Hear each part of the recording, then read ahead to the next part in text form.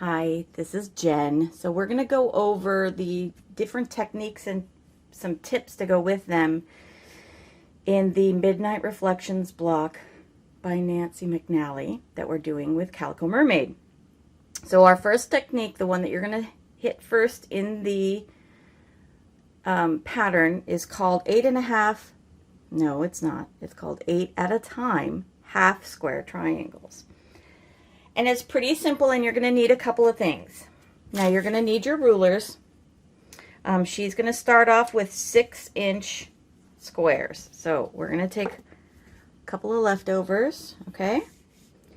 Here's one of my black ones, and I'm going to do a green with this. I had a leftover green, lime.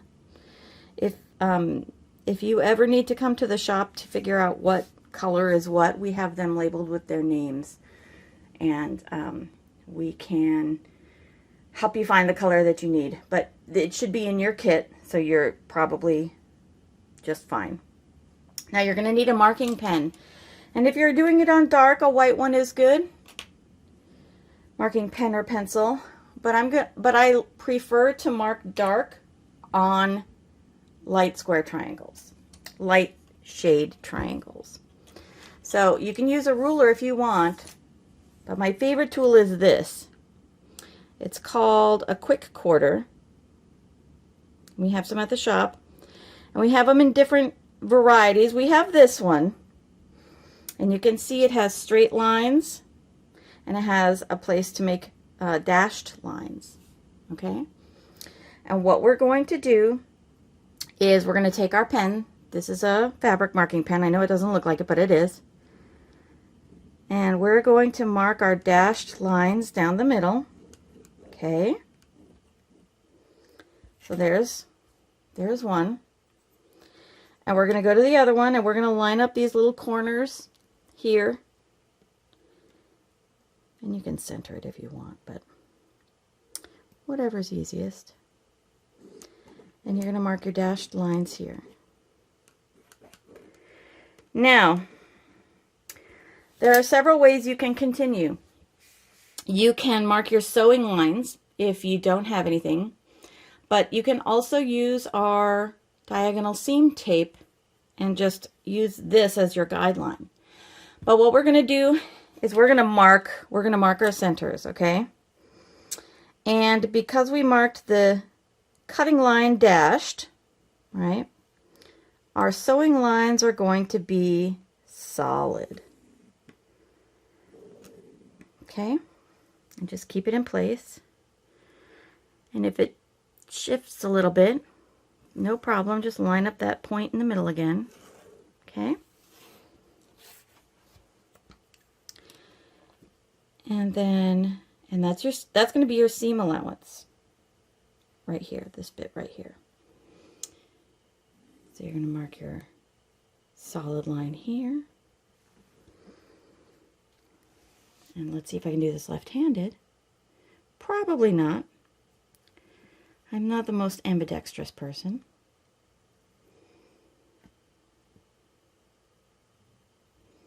Ooh.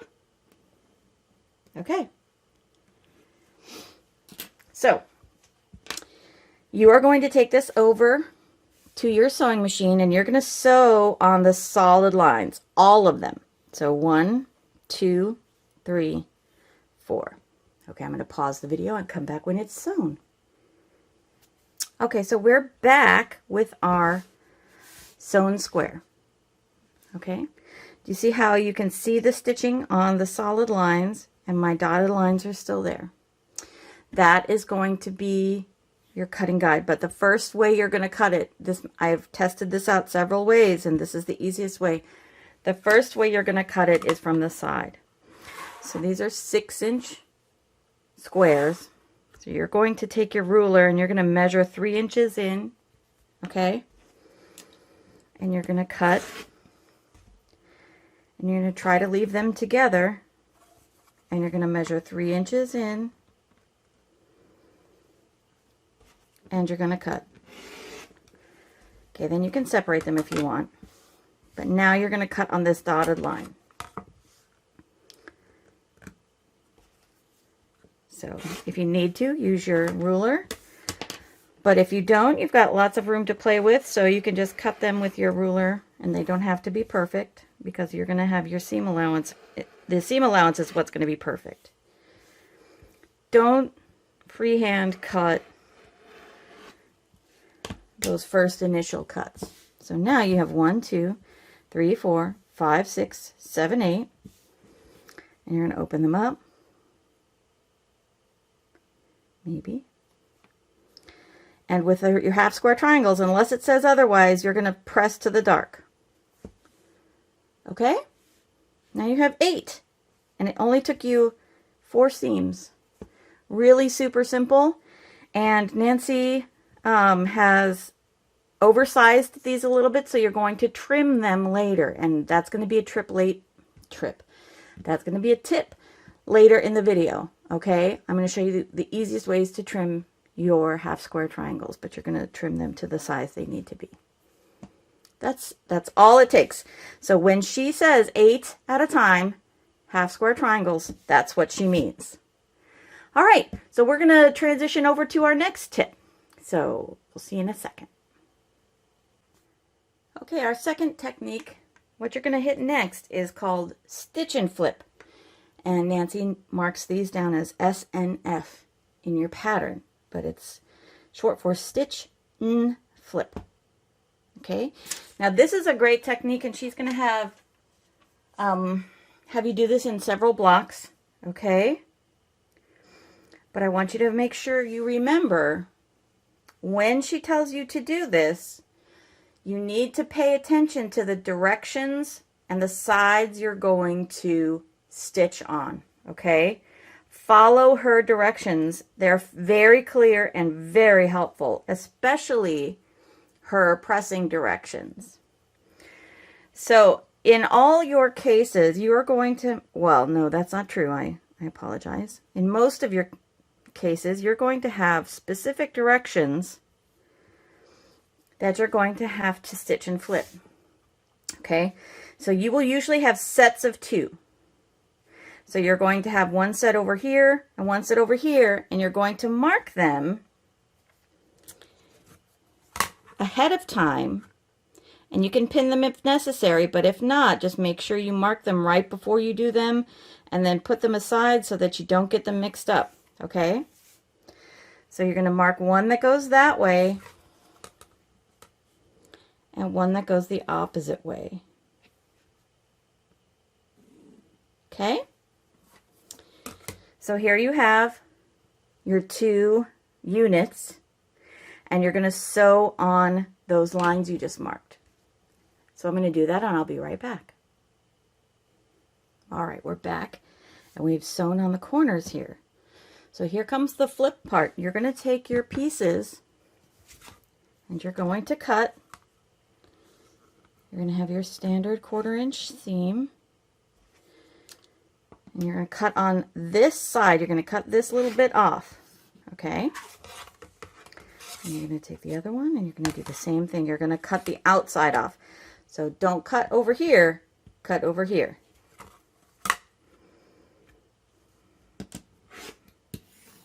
Okay. And then you are going to flip them. So we've stitched, and now we are going to flip. And in most cases, she's going to tell you which way to press your seams. So in most of the cases in the pattern, she's going to have you flip it one way for one.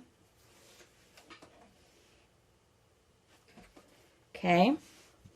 Then she's going to have you flip it the other way for the other. And that makes it really nice when you put them together because the seams are going to nest. So pay attention in the pattern when she tells you to press one way, because when you put them together, your seams are going to nest together, and that'll be really simple and really accurate. Okay, so that's a stitch and flip. Now with the flying geese, you're going to add another one over here or another rectangle, and that's super easy. She has a great diagram in the pattern, But in most cases, you're going to have these end up being star points. Okay? So that is stitch and flip. So we're going to go to the next technique in just a second. All right, our third technique is called no waste flying geese. And if you took the class that Nolene and I did last summer on flying geese, this is also called the heart method. And we love this method. This is Nolene's favorite method. So this is a great way to make flying geese without too much of a headache, and you get 4 at a time. So it's really convenient. Now, one of the things I'm going to have a tip at the end later in the video on how to trim flying geese so that they're accurate. But the best, honestly, the best way to trim flying geese so that they're accurate is to get this tool. I don't know what I would do without it now, but this is the tool that we use to teach the class, and I'm going to show it to you later. I'll also show you another method, but it takes a lot of math and figuring, and I don't like it. So anyway, so I'm using some scraps here. You're going to have a 5 1/4 inch square and 4 2 7/8 squares, and they're going to overlap in the middle. The first thing we're going to do is we're going to have, this is right side up. I know it doesn't look like it, but it's your ivory piece. And you're going to put your first 2 squares face down, so right sides together, and they're going to overlap in the middle, okay? And you're going to take your marker here, and you're going to line it up so that the points stick out, and you're going to draw, where'd my pen go? Oh no, I lost it. It's over here. You're going to mark your dashed lines. This is where you're going to cut. And then you're going to mark your solid lines. Make sure you keep pressing so that you don't move. But if it does move, just go ahead and recenter it with your points sticking out here in the center. Okay? And you're going to take it off. And what you're going to do is you're going to sew down these 2 lines. Okay, so we've got these 2 lines sewn down either side of our center line. And we're going to take our ruler and we're going to cut. And I'm going to use the ruler for most of it, but because it's the seam allowance, you don't have to worry if it's super straight or not. And you're going to end up with 2 pieces like this, and you're going to press these up. It helps if you finger press them up first. Make sure that you're kind of delicate in your touch so that you don't make your lines crooked. Okay?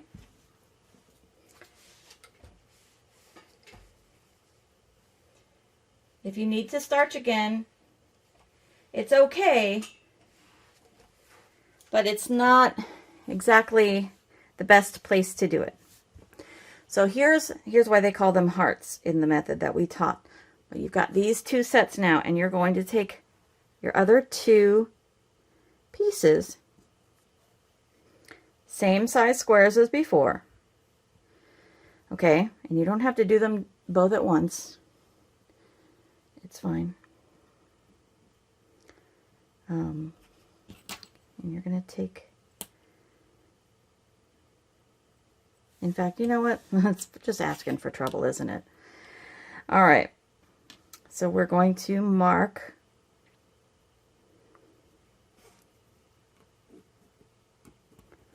and keep in mind that you've got a kind of a bulky-ish bump here. It's easiest to sew in that direction. So feed it into your machine like this and sew down the sides, because that way you're not going to mess up this seam down here. Then go over here, and if you prefer, because it's marking and you don't like it, you can mark this way too, because you're just going to set it on top anyway. Whichever makes the lines the way you like them. But you're going to make sure that your corners over here are lined up, and then let it overhang over here and go sew them, and I'll be right back. Okay, back, and we have sewn down the sides of our center line here. So we're going to take our ruler and we're going to cut down the middle. Okay.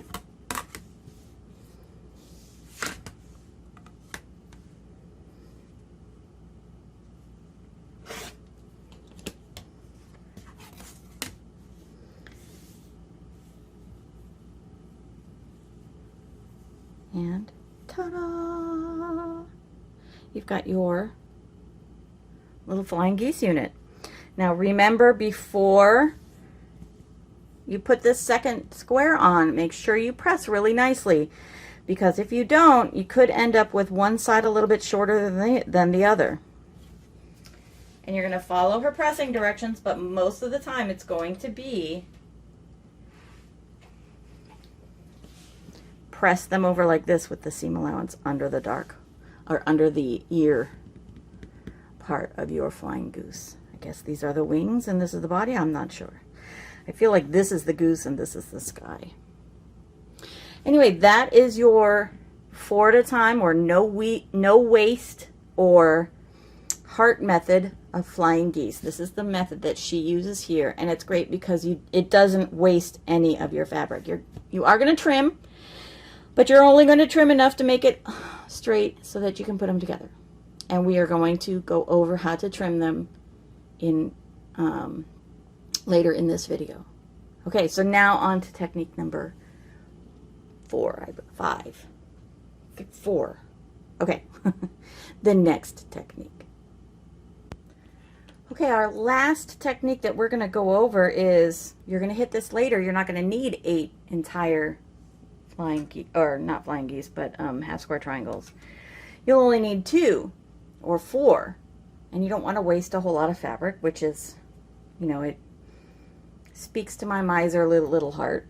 So this is how you do 2 at a time, and you can skip to the next section where we start the tips if you'd like, because more advanced quilters have mostly done this already.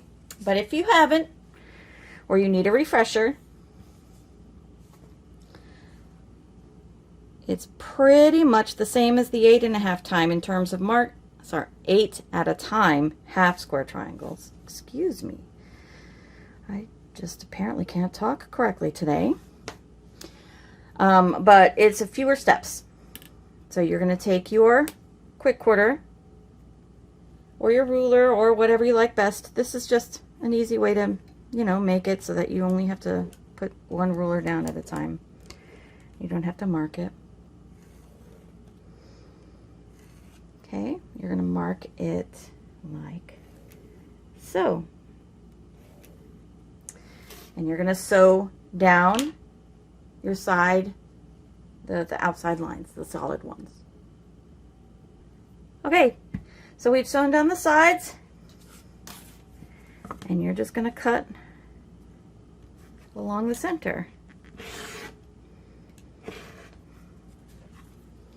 Use a ruler that's obviously large enough if you're not confident about it. And for the most part, you're going to press to the dark. Not always though, so please pay attention to the pattern directions. She's going to have arrows telling you which way to press. And it will come out nicer if you finger press it down first before you press. And when you press, do not push it this way. Just lay it on top. It may not lay quite as flat otherwise, but you will not end up with a little whoop. Okay? Your iron is going to want to stretch these out, and you don't want it to. Okay? So finger press it first.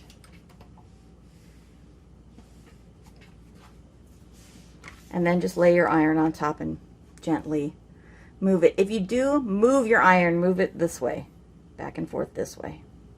Do not move it this way. You're going to make this not straight anymore. Okay, so stick around. We're going to go over some tips on how to trim these, how to trim your flying geese, how to trim quarter square triangles, which is another tip that you're going to make right at the, or which is another square that you're going to make. Follow her directions to make the quarter square triangles, and I will show you how to trim them, okay? And then we have one more tip to make these as accurate as possible at the very end. All right, we'll see you in a second.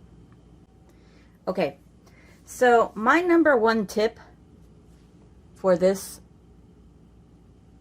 quilt is to starch.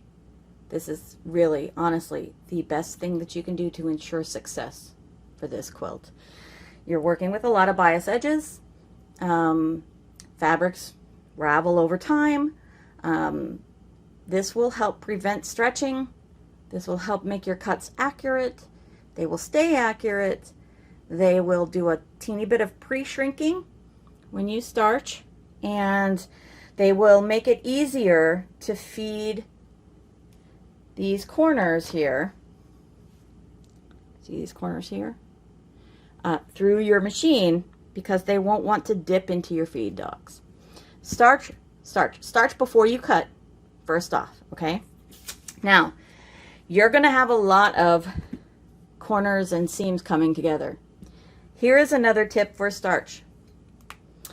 Get yourself a pen that holds either water or more starch. A light starch is fine.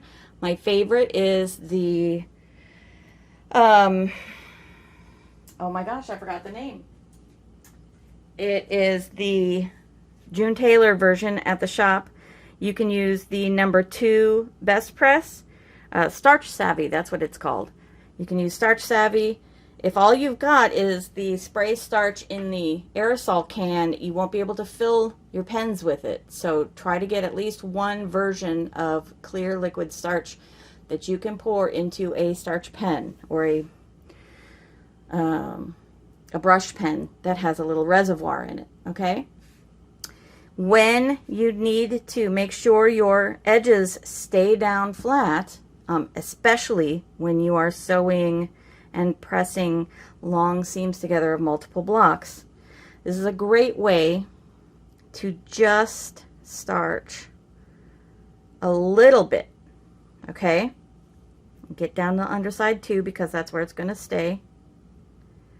All right, and you can, and then let it soak in. Okay, you're going to get it nice and damp. Squeeze it a little bit if you need to. Okay, and it's going to flow out. And then you're going to take it to your iron. If you've just used water, that's fine. It'll reactivate the starch that you used when you pre-starched everything. You're going to let it soak in and then do another press. And this is a great way to make sure your seams are flat and stable. Okay, use your little brush pen. You're not going to waste by starching the whole thing again. And if you need to press them open, finger press them open like this. Do a little brush of your starch. That way your seams are extra crunchy. We like crunchy. Okay, you're going to take them over to your iron,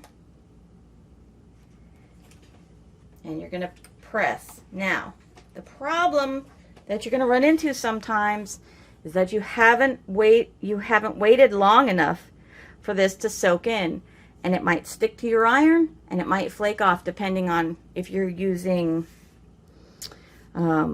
like, say, old-fashioned, the blue stuff in the bottle, and you've watered it down a little bit to put it in here. My pen is blue. My starch is not blue. See? So what you want to do in that case is get your stuff flowing. If it's starch, now this is just water in this pen because I've starched and I'm just reactivating the starch. Okay, but honestly, if I ran out of starch doing this quilt, so Yeah, I'm out. I still need to get some, and my husband has stolen my extra bottle. He has been converted to the starch side. So let it soak in quite a bit till it's just damp. And then if you're worried about it sticking, when you are pressing it, wiggle your iron just a little bit. Just wiggle it just a teeny bit right as you put it down. So that way it doesn't stick to your iron. Okay? You could also put a piece of parchment paper on top. That'll be great for not sticking. If you do get it stuck to your iron and it gets, collecting dirty and clogged up on your iron, we have iron cleaner at the shop. But usually when it's hot, if you run it over a wet towel, really forcefully, that can sometimes take it away. Okay, so this is my best tip for you. Starch. Use more than you think you'll need. Don't make it like a soggy mess, but really put a lot into it and let it sit and soak in, and then press your fabric. Okay? That'll help a lot, and it'll make things go a lot more smoothly. Okay, next tip in a second. Okay, we're going to go over how to trim half square triangles easily. Okay? So if you just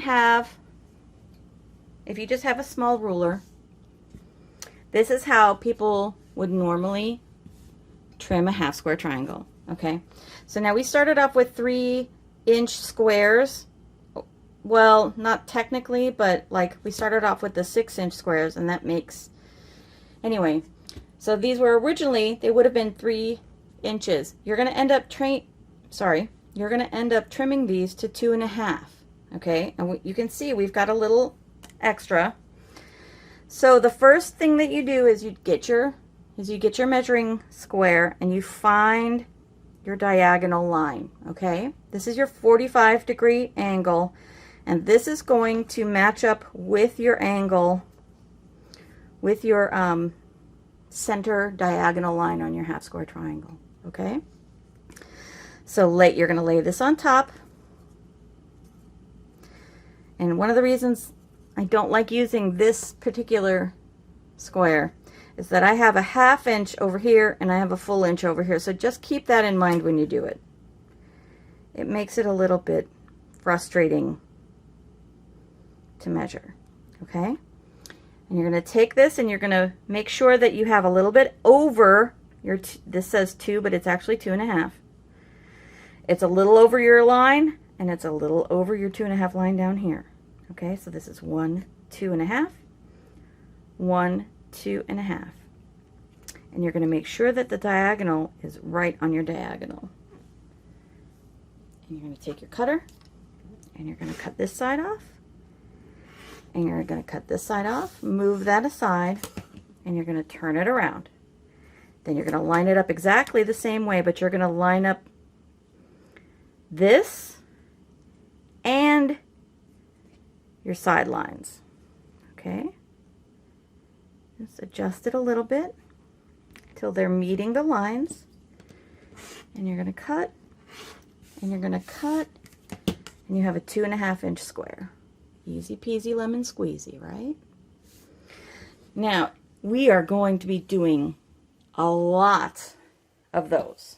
We are going to be trimming a ton. If this gets hard on you, which I can completely understand, you may want to look at this ruler. It's called a block lock. And it has got your seam allowance as a little divot. Now you'll notice I'm using the shop, I can't tell if you can see if this is in focus, but this is a little cutout right here. Okay, I'm using the shop ruler, and that's because my block lock, they sell them in all different sizes. Mine is 12.5 inches. It is too big for this. We're not going to be doing 12.5-inch half square triangles, and this is a lot of excess. So I asked the shop if we could borrow theirs, and this is a lot more handy. It's only 6.5 inches, and we have these in stock if you need them. So here's the deal. This one is our trimmed one, so we're going to set that aside, okay? Here's a fresh one. Now, see which way the seam allowance is folded. It's folded under the black. You're going to match that with this. So here's the diagonal, and then here's the seam allowance, and we're going to put it right here, okay? And then you're going to see that it locks in. It grabs this little seam allowance in the little channel here, and it holds it steady so that your diagonal stays directly on the diagonal. Okay, it's so smooth. And you can make it so even if these are a little bit crooked, like let's say you used your iron and you pressed it over and you ended up with a little divot like this, right? You can put it into square forcefully with this, okay? So what you're going to do is you need to do 2.5, right? So we're going to line it up. Here's your 2.5 inch line. Here's your 2.5 inch line, and we're going to move it so that it's a little bit over so that you have extra to cut off on the other side. We're going to hold it, and we're going to cut it. Now, this is the great part. You just slide it up, turn it around, and you have your markings going the other way. So you line up your side here, line up your side here. It's hard to see because it's black. Okay? And you cut off the ears. And you have got your half square triangle. Super accurate. You see how those points go directly into the corners? Super accurate, and it's a lot less fidgety fussing because you know you're automatically on that diagonal. So all you have to worry about is your sides. You don't have to worry about the diagonal at all. All right, so that is your half square triangle trimming. Make sure you trim all of them because it just makes it so much easier to put it together when everything is exactly the same size. All right, that is tip number 2. We're going to trim our flying geese. No, we're going to do our quarter square triangles next. So be right back. All right, so in this tip, we are going to trim your quarter square triangles, okay?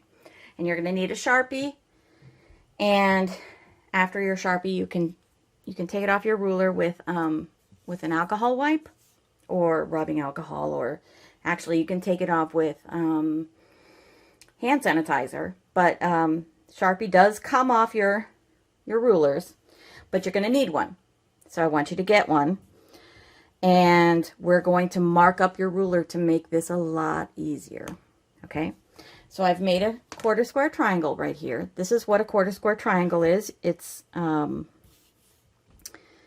a half square triangle, but with 4, right?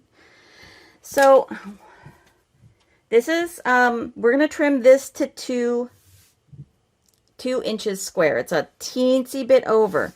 Hopefully your quarter square triangles will be a little bit bigger than this, but they probably won't be. But you do want them to be exactly the size that your pattern is going to call for. Now, I just cobbled these up from some scraps. You may have seen me make these half square triangles. It's really easy to make a quarter square triangle. You just cut your half square triangles along the other diagonal and you put them together like this. That's not how you're going to do it in this pattern. You're going to do it with triangle pieces. But in this case, it made a sample for me to display. So 2 inches square, that's what we're going for. Here's your ruler. I'm going to show you how to mark it up. And let me get a piece of paper so that you can see it a little bit better. Okay? Now, do you see your markings just fine? If you have a finer Sharpie than this, use it. This is not ideal. But of course, my other Sharpie is at the shop in my pocket of my apron. So here's how you mark your ruler so that you can just use your markings to cut your quarter square triangles and line them up so that all the points are in the corners and your center is in your center. So first, we're going to mark the edges, okay? So we're going to count 1, 2 over. We're going to take another ruler and we're going to mark the 2-inch line, okay? Now another thing you can use to do this is glow tape. We have some at the shop. It's just 1/4 inch see-through highlighting tape. And you can mark it. So now you have markings. Also, if you have black markings on your ruler, use another color Sharpie. Okay, that comes in very handy. So now you've marked where you need your square to overlap. You remember how we trimmed the half square triangles? This is where you need the excess to go. But you need to mark your middle. So what is half of 2 inches? 1 inch. And you can easily find where you need to put your point by going 1 inch over and 1 inch down, and make sure it's on that diagonal line right there. Okay? So you've got your 2 initial markings. You've got your outside, you've got your center. This is where the point of your 1/4 square triangle is going to go. And now you need to mark your other diagonal, because you don't have the same size all the time, and you need to make it in the right place. Okay, so we've got this all marked up. Okay, you've got the original printed diagonal on your marker. You've got your outside dimensions, and you've got your other diagonal. Okay, so what we're going to do is we're going to lay down and we're going to line up the center with that center point, and the best we can line up that diagonal and this diagonal. Okay, and make sure that you have some sticking out on the side over here, and you have some to trim off over here. Okay, so we've got this centered in the center of our block. We've got the diagonals matched up as best as we can. They're not always going to be perfect, but if you can just adjust it a little bit and make it a little more accurate, you can do that. And we're going to cut these corners off. Ooh, don't cut your hand. Okay, turn it around like we did before.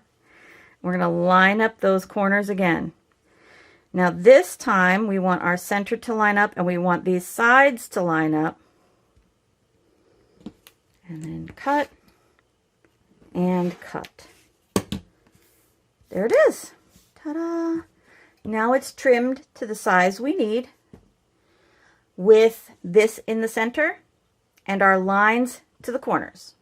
Okay, so your size that you're going to use is going to be different than this. Pay attention to the pattern and just go ahead and do it the same exact way.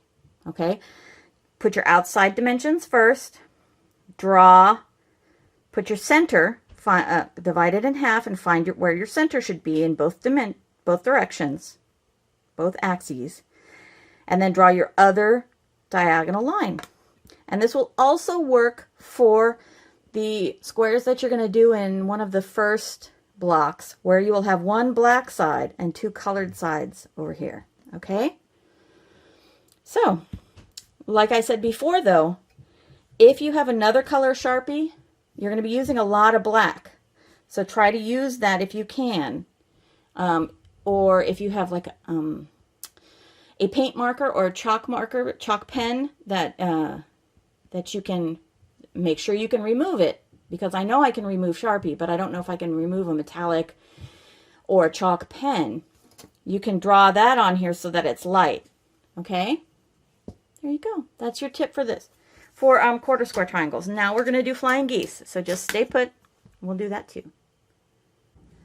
Okay, so now we're going to trim our flying geese, and I just want to say I hate trimming flying geese with a passion.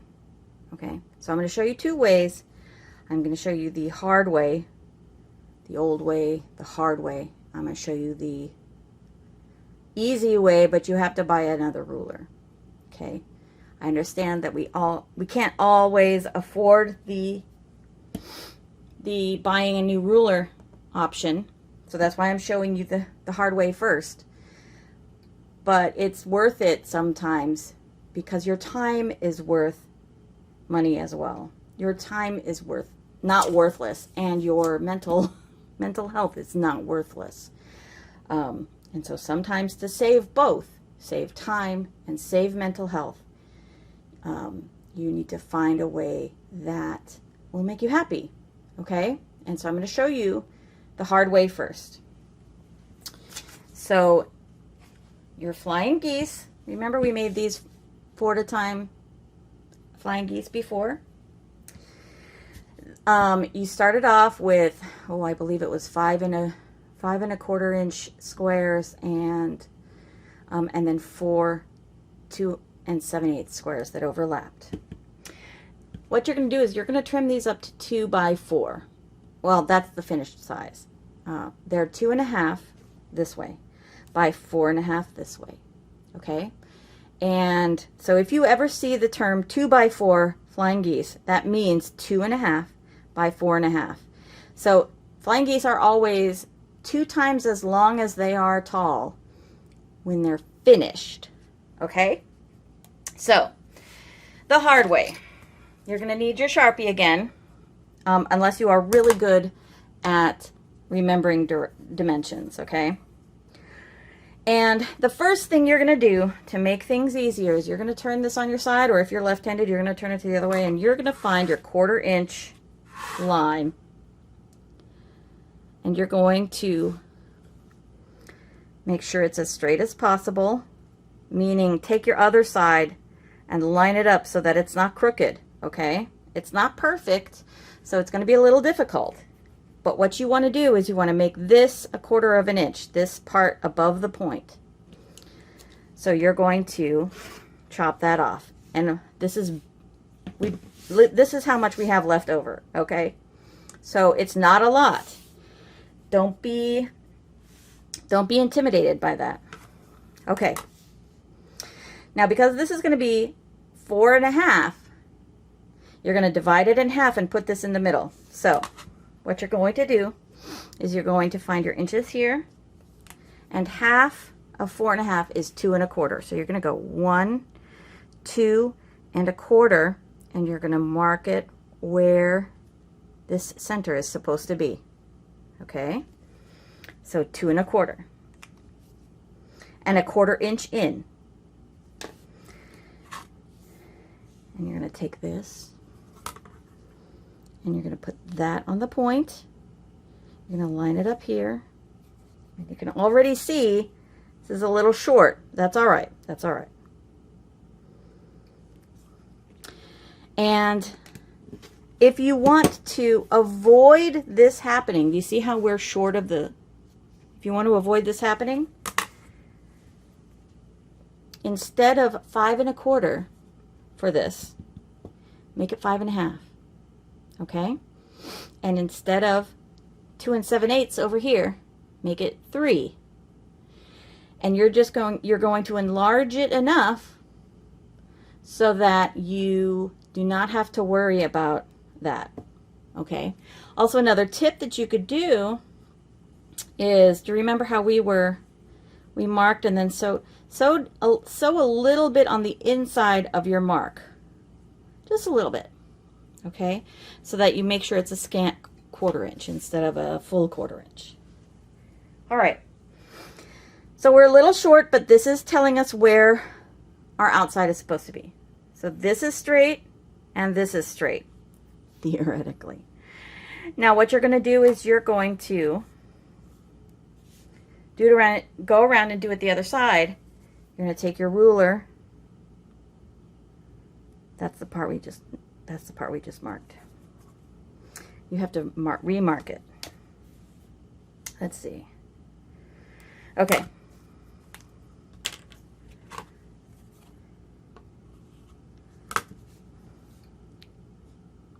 Turn your ruler around. See, here's our spot.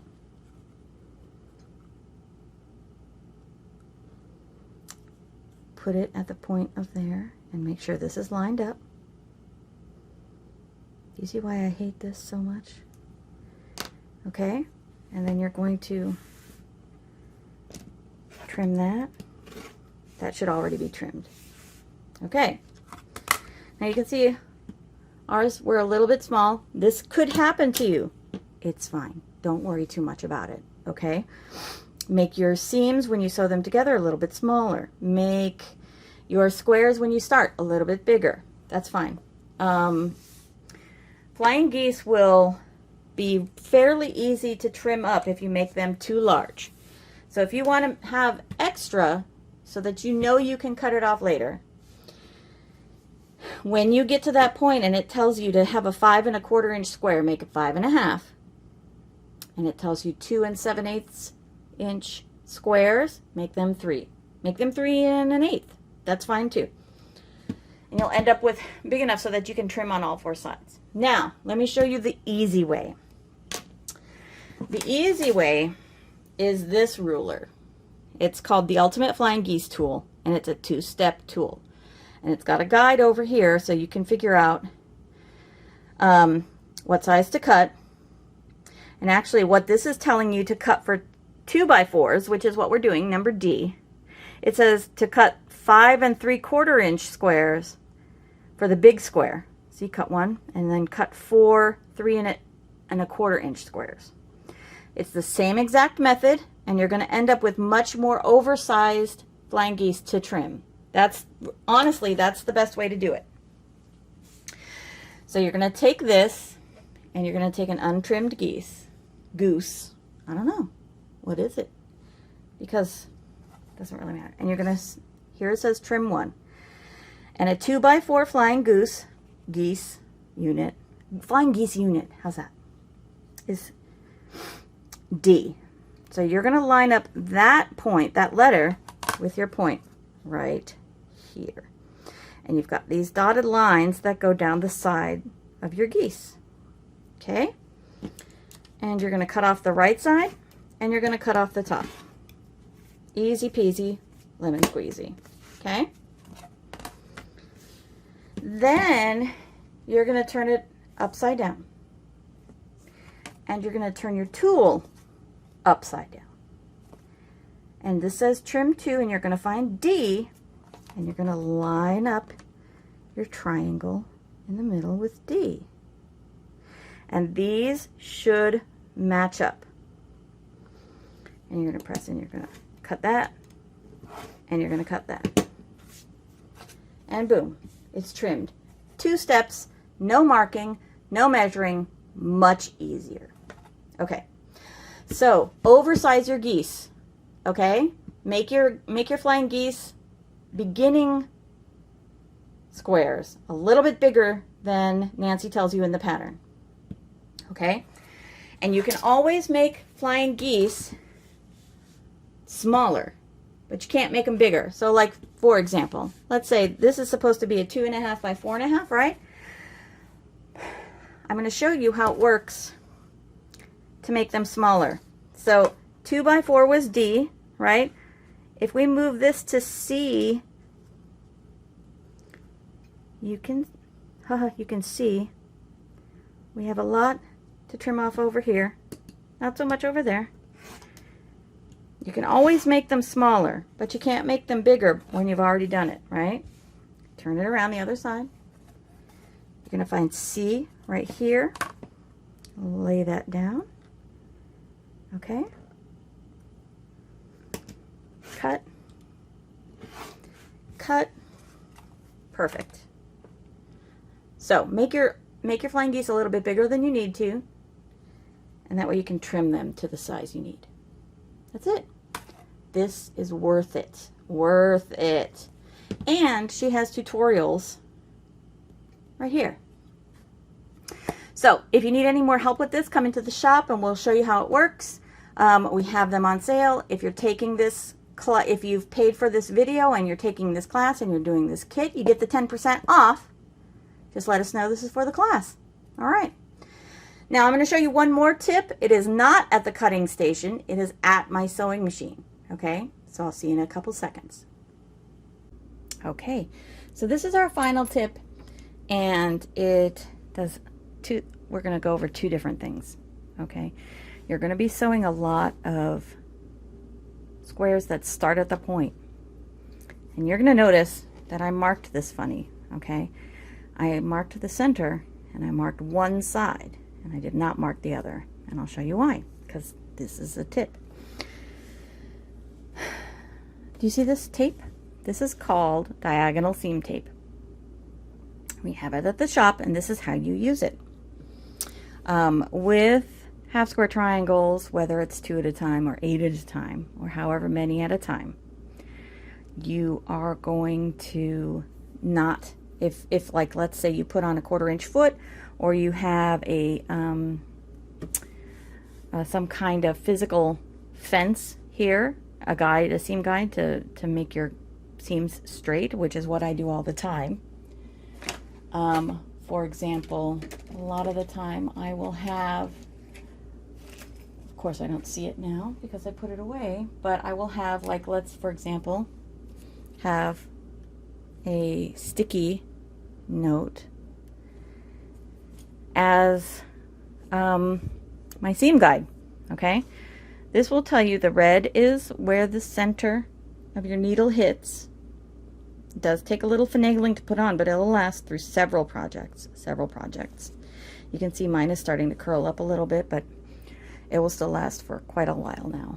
Okay, and this is a 1/4 inch. It is a true 1/4 inch, not a scant. So if you want to sew together scant 1/4 inches, you need to put this down so that you are covering the line. Okay, but just barely. Okay, but with half square triangles, it's really hard to sew them with that in place. So here's the trick with diagonal seam tape. This is your cut line, so you do not want to sew on this line. If you line this up on your diagonal seam tape to where your sew line is on the red, it will make it much easier if you focus down here at the bottom and make sure this bottom part, once you get started, if you just focus on keeping this bottom lined up as it goes up, your line will automatically stay straight. You don't even have to look at the needle. You just look at this part right here. Okay, and it will keep it straight. My other tip is use a leader for these squares, because this will keep it from nesting at the bottom. Okay, so you won't have that bulky nest, and it will keep it from falling into the feed dogs. Okay, so we're going to put this down, and it can be a scrap. This is part of a selvage that I cut off, and just let it go a little bit. Boom. Okay, now we're going to sew down our line, so we're going to put it so that the line lines up. Keep your foot down and just let your feed dogs bring it in. Okay, now that the needle is on the line, watch this part right here where my fingers are. Watch this line and make sure it stays on top of your red line. Okay, don't pay attention to the needle part. Your machine will sew it straight. You keep your eye on the line. Ta-da! Now, you'll notice I didn't mark the other side. Well, you can use your diagonal seam tape so that you don't have to worry. You only have to mark your center line. Okay? So what you're going to do is you're going to put your center line outside here and just feed it through. So first put your leader down and sew it through. And then you're going to put your center line down one of the 1/4 inch lines. Okay? And you're going to watch this end and make sure it's lined up. Okay? It's a little trickier. Make sure this line stays here. Boom. Ta-da! Now you can see this is a little narrower, and I actually kind of like that because that'll give you a little bit of extra room. but that's probably because I was off to the side while I was recording and it wasn't exactly right on top. Okay, but you can move it around so that it gets exactly where you want it. And you can see from here, look at that, they line up. So this is a great way to sew half square triangles without having to mark every single bit. Because if you don't have a heat disappearing pen like this one is, here, watch, I'll iron it.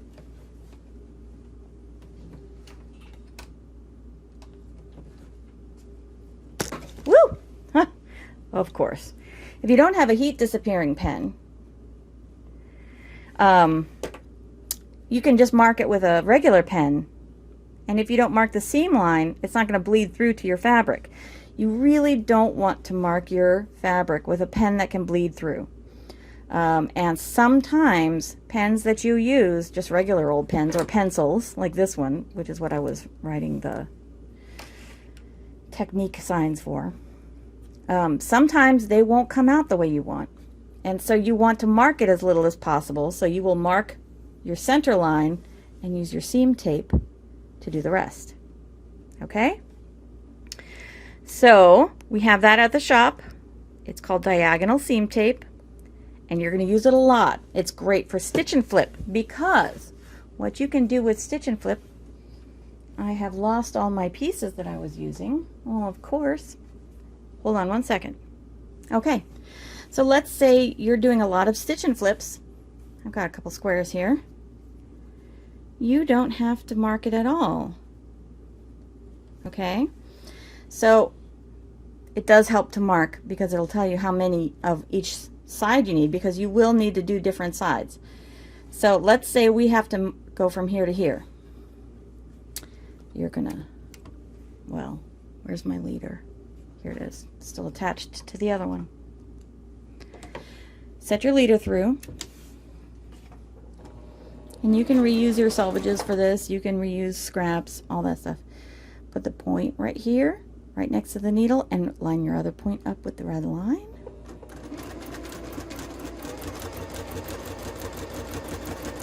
And watch that corner, the trailing corner.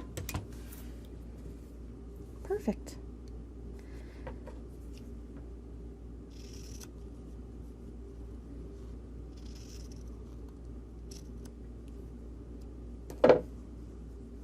Ta-da! Diagonal seam tape will save you a lot of time, but only if you're comfortable using it. Once you've gotten comfortable following the lines that you've drawn on, if you feel like you are ready to switch to just doing this, go for it. It'll save you lots of time. And it will save you in those moments where you know you have a marking pen somewhere, but you just can't find it, because that always happens. You know that always happens. And as soon as you buy a new one, you find the old one. But as soon as you find a marking pen, or let's say you're working with dark fabric and you only have a dark pen and you can't see it, this will help. All right. So if you have any questions on any of these tips or any of these techniques, call the shop. You have our number.